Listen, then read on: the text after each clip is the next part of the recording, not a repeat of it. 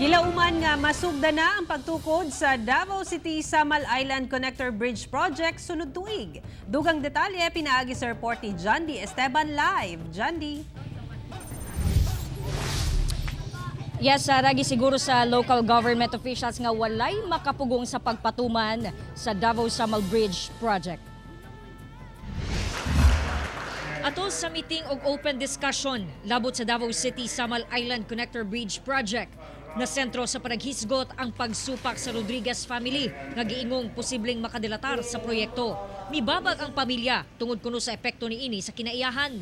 Pero gipasalig sa DPWH nga mi-comply na kuno sila sa mga environmental requirements sa DENR. We will present to them kung ano talaga yung environmental assessment that the consultant has done para makita nila that we really did a diligent environmental assessment review.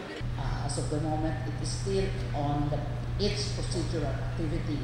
The substantive activity for the EIS is still on process. Luyo sa pagbabag sa mga pamilya, gipaniguro ni Governor Edwin Hubahib nga walay makapugong sa pagtukod sa tulay.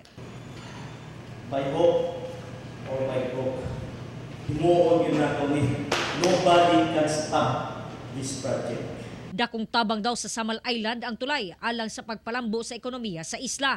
Demokrasya man ta, it is the rule of the majority who always prevail. Sa walo nga possible alignment sa tulay, nahimong best option ang Davao Beach Club sa R. Castillo daang Maharlika Junction sa Barangay Vicente Hizon sa Davao area.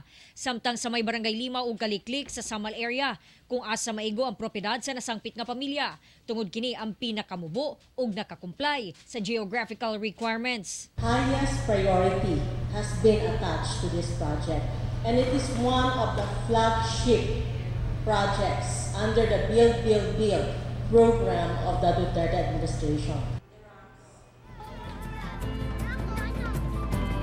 Sara Lauman nga matapos sa December this year ang detailed engineering design sa tulay nga dunay sukod nga 3.9 kilometers in length aron nga masugdan ang pagtukod niini sunod tuig first semester. Sara. Okay, daghang salamat, Jandy Esteban.